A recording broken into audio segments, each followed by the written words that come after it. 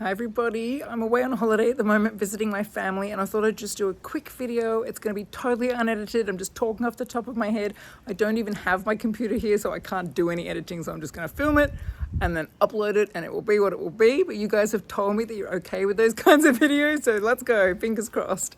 So I just wanted to share with you how fantastic it's been for me as a solo mom, as a single woman who normally looks after my toddler completely by myself 24/7, to actually be here in Melbourne, in my home city, visiting my family, because I've been able to have a little bit of help, just a little bit, but it's enough that it's made a huge difference. So I'm just going to change hands because I'm actually holding my phone. Literally, I can figure out if I can hold it with this hand. Hopefully that's okay. So I'm 2 hours away by plane from where I normally live. And even the airplane flight was easier because my dad actually flew up and visited us for a few weeks first in my hometown where I normally live. And then we all flew back together to my home city. So I had my dad with me in the plane and didn't really make any difference in the plane. But once we got to the airport in Melbourne, which is a huge international airport, my little 2-year-old baby Star, who some of you have been watching since she was born, I think she was so good on the plane. You know, she's really good on an airplane. She sits, she's quiet, she does a little bit of drawing, she has fun, she's totally easy. But once we landed, she needed to burn some energy. So she just wanted to run all over the airport. I could not catch her. I could not get her to come to me.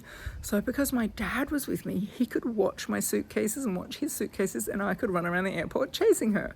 Now, it might sound like a small thing, but when you're a solo mum and normally you don't have someone to do things like watch your luggage while you chase your child. So you're always having to think like, how can I chase my child and not leave my luggage here? You know, you turn to a stranger and say, can you watch my luggage? I've got to catch my toddler. You know, so I'm always on the fly having to ask people for help in those kinds of situations. But this time I had my dad with me, which is probably what it would be like if I had a partner. You'd ask them to mind the bags and you'd go chase your child. So that was like my first indication of what it was going to be like. And then since we've been here, we've been staying with my dad, and I'm not at the point where I can leave my child with my dad and go and do things or go and visit friends. I mean, she's really used to being with me. We are going to be changing that very soon because she's going to be starting daycare in about 2 or 3 weeks when I get home. Start of February, basically, she's going to be starting daycare, and she is going to be going 2 days a week. And that's going to be a huge change for her because she's been with me 24/7 since she was born. So I think once she's adjusted to that, she will be used to being cared for by strangers, they won't be strangers because she'll get to know them, but she'll be used to having other caregivers as well as me. So it won't just be her mummy. And then it will probably be easier to have babysitters or ask friends to watch her. But at the moment, she hasn't had that experience yet. So she's used to only having me. So I can't really ask my dad or my sister to watch her for a night while I go out with friends or anything. But what I have been able to do is I have been able to a few times put her down for her nap. She has a 2-hour nap in the middle of the day. And I get her to sleep on my boob, and then we cuddle and she falls asleep, and then I slip off. And because my dad, and my sister and everyone, we live in a big city. When I'm staying at my dad's house, it's a short drive to get to a main road with lots of shops. So I've been able to go and get my hair cut while my daughter's asleep. I got layers. I've had my hair cut for the first time in a year. I actually can't really tell because I'm so close to the camera, but I've actually got some nice layers now. I got my nails done one day, just frivolous things, but they're things that I don't normally get time to do because I can't leave my daughter with anyone and go and do them. And I can't really bring her into a salon because she's at the age where she's not going to stay in a pram and she's just going to want to run around. She won't stay in a stroller or anything. So I could just leave her during her 2-hour nap, knowing that my dad was there. If she woke up, she wouldn't be alone, and hopefully I would get home before she woke up. So that was just absolutely amazing. And I also got my eyelashes tinted. I don't know if you can see, but it's just small things, but it's just like a little indulgences that I would never normally do, because who cares how I look when I'm just a solo mum? All I'm doing is going to baby activities. I mean, other than having to look half decent for a YouTube video, I really don't have to even have clean hair, really, let's face it, because I'm just going to like baby gym and baby classes. But it's nice because I'm in Melbourne, we're going out to dinner with my family, putting makeup on for the first time, getting into nice clothes. So just doing little things like my hair, my nails, eyelashes. But there was one time, the third appointment that I did, when I did not get home before my toddler woke up. So she woke up, I was not there. My dad was there, her grandfather, who she's very close to and she loves, but the poor man, she was crying and crying. And I'm texting him, I'm saying, I'll be there soon. Put her in front of Bluey, give her some chocolate, anything. But nothing worked. She just cried. Apparently she stood at the front door and just said, "Mummy, mummy, poor little baby Star." Those of you who've been watching my channel, you love baby Star too. She was just crying. So I felt really bad that I got home a little bit later than the 2 hours. But, this is just how it is as a solo mum. She's never been in daycare. She's never been looked after by anyone other than me. So you can understand why it's pretty hard on her for me not to be there when she wakes up. But, it's just been great having the option of leaving her with my dad while she's asleep. Sorry, I keep holding it with the other hand and then I'm like blocking the camera. So you're going to see some blurry shots with my hand in them. But as I said, I don't have my computer here. I'm on holiday. So I can't edit my hand out. I can't zoom in and edit my hand. Zoom out. I can't do all my normal fancy schmancy stuff, but that's fine. You've all told me you don't need fancy schmancy, so that's good. And the other times it's been helpful being here with my family is my little niece, who is 9, almost 10, she's going to be 10 in March. She is absolutely wonderful with baby Star. I mean, baby Star is obsessed with her. She follows her around everywhere. She adores her. It's like her hero. It's like, Mick Jagger just walked into the room when Bella comes in, my niece. And but Bella is really responsible, my niece. She's just like a little mother hen. So I can actually leave my daughter with my little niece and go into the other room or go and cook something or go and answer a phone call, knowing that they're fine, she's watching her. Whereas at home, I probably would keep my eye on her. I'd always make sure I'm in the same room, so she didn't do anything, hurt herself or do anything silly or make a mess or draw on my dad's table or something. It's a nice apartment and she's got crayons here. But my little niece is really responsible. So actually at playgrounds, like today we went to a playground and I could just sit on the park bench and my child and my niece played on everything. And normally I would have to stand by the slide to make sure she doesn't fall off or if she needs help climbing up something. And I'm always having to be really active in her play to make sure she's okay. But I can just sit on the bench with my sister and watch my little daughter and my niece play. And I totally trust my niece will make sure she doesn't fall down the slide. And if the slide's too big, she'll put her on her lap and they go down together. I mean, she's just a beautiful child, my little niece. She's really responsible. So that's been a huge help. And it's made me realize, I could get a teenager to babysit my child if a 9-year-old can do it. But she's an exceptional 9-year-old. I mean, she's almost 10, but she's really, really, really caring and really loving and adores her little cousin and is really responsible. But also there's been times where we're walking down the street and my sister's holding my child's hand and my niece is holding my child's hand and I don't have to do it. I don't have to constantly be checking, is she okay? Is there a car coming? Am I holding her hand as she crosses the road? When you're a solo mum, especially as a stay-at-home mum, if you're staying with your child 24/7 for a period of time before they start daycare or before you go back to work, you are responsible 24/7 every single second and you just can never switch off. You can never switch off unless they're asleep. And even when they're asleep, you've got to have your ear open in case they wake up. And that's the challenge of being a solo mum, especially a solo mum who's not yet put their child into daycare. So just noticing that she's with my sister. My sister's a really good mum. I totally trust her. So I could just my sister's taking her to the bathroom. I can just enjoy my meal. My sister's helping her walk down the street. I can just walk and look at the shops. Part of me is still checking on them, but I can relax. And that's been a huge help. The challenge of being here in a big city is that my daughter, baby Star, has hit an age when if she decides she wants to do something, she will do it. You can't stop her. And it's just the 2-year-old. She's just turned 2 a few weeks ago. So she loves dogs. So she sees a dog down the road, she will just run for the dog. And, there could be cars coming, there could be a road in the way. I mean, she just runs and she does not stop. So you say, come back, stop, come back, turn around. I put on a really strong voice. It does nothing. It's just the age she's at. So I just have to be really vigilant. And even with my sister and my niece, if we are on a big road, I just really have to, all three of us have been just vigilant. And even yesterday we were at the market and she saw a fruit she wanted and just ran off. And we couldn't get her to stop. But now there's 3 of us chasing her. So it's not just me, it's my little niece who's very fast, my sister and me, all chasing her when she runs off. So that actually has been a huge help, just while she's going through this phase. And for those of you who say, put her on a leash, I've tried it. She will not wear a leash. I've tried those cute backpacks with the leads. She won't do it. If you try her, she'll just throw herself on the ground and scream. She ain't like being tied up. So it's just a phase. Look, she had a phase before this where she refused to get in her car seat. It went for 6 months.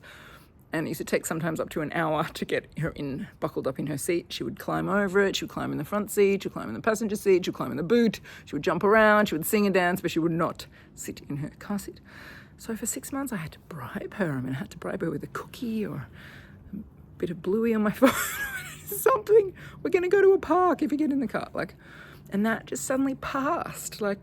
After 6 months, just one day she just got in her car seat and she's been in it ever since.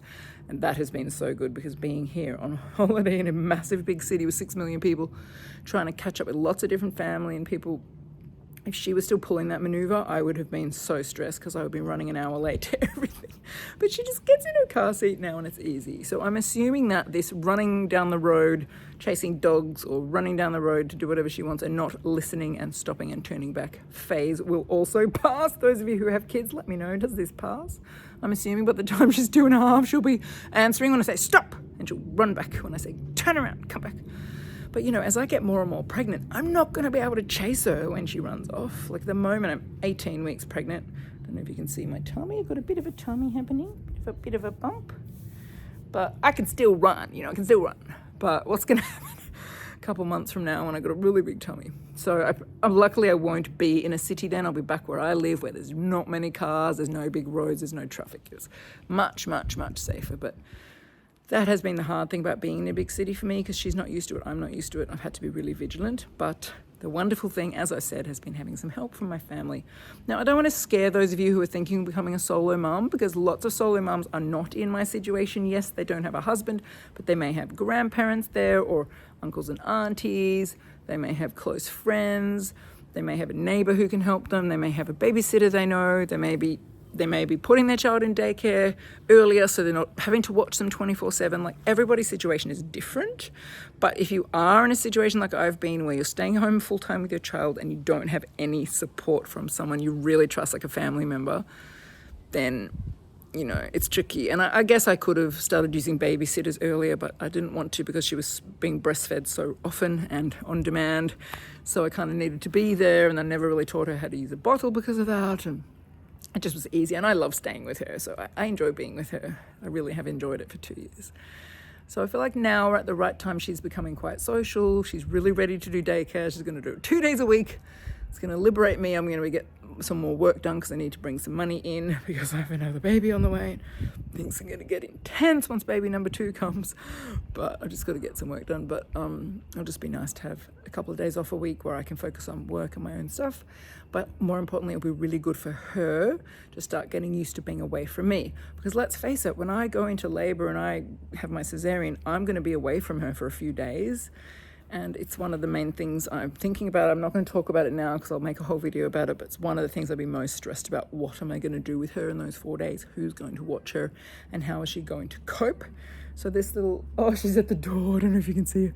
Little baby star. Look how big she is now with her curly hair. She's looking at me. I'm here, sweetie. I'm here. She's going to try and come out. She's going to try into my dad's apartment. She's trying to come out.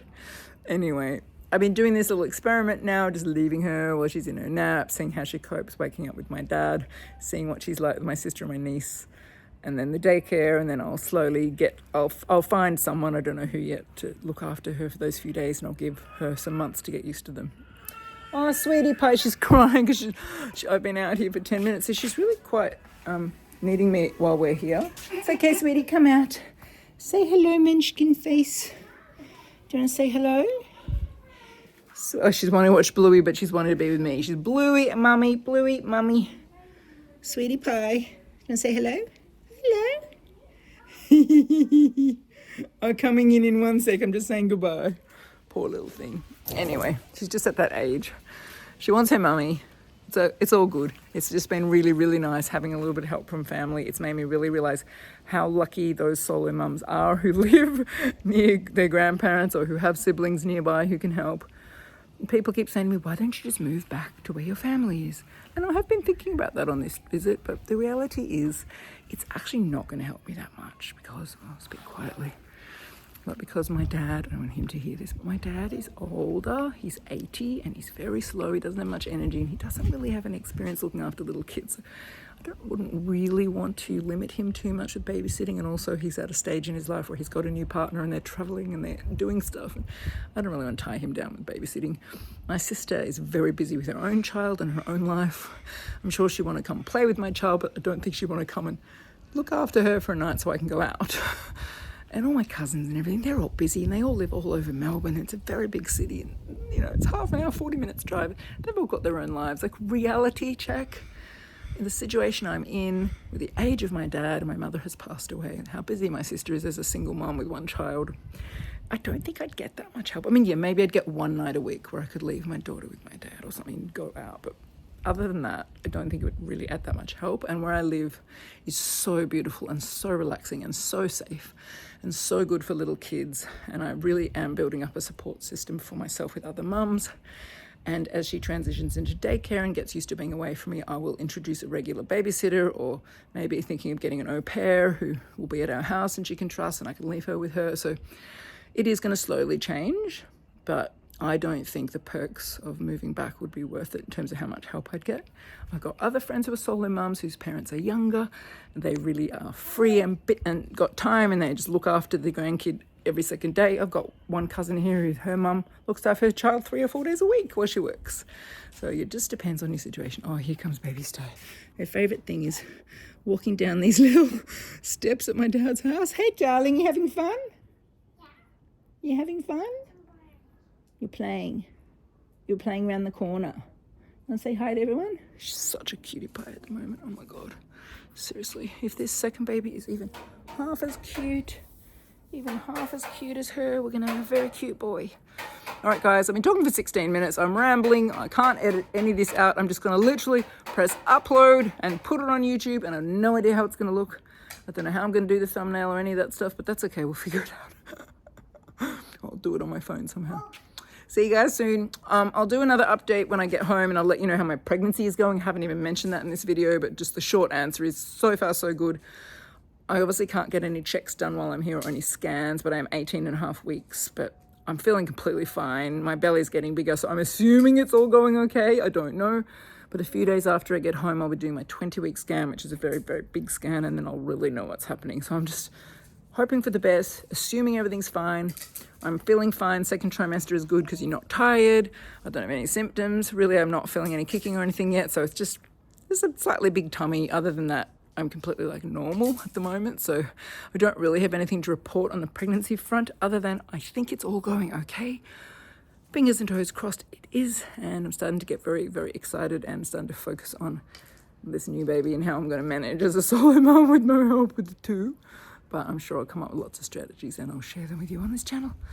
All right, everyone, if you want support for your journey as a solo mum or as an older mum, or if you're using donor eggs or thinking about that, join our community. It's the My Baby Dream community. You can find out about it at mybabydream.club. We've got women from about 15 different countries in it. It's a really lovely, supportive space, and I'm in there a lot talking to people and connecting with them and just sharing stuff and answering questions, and they all talk to each other, and it's really lovely. So anyway, you can find out about that in the description. And over here, or over here, I'm not sure because I can't edit this, I don't know which way is the right way, is going to be another video that you can watch, or another video that you can watch because I don't know which way I'm supposed to point, which is going to be interesting for you if you're considering becoming a solo mum. All right, guys, I'll speak to you soon. Bye. I'll make another video when I get home. Okay, bye.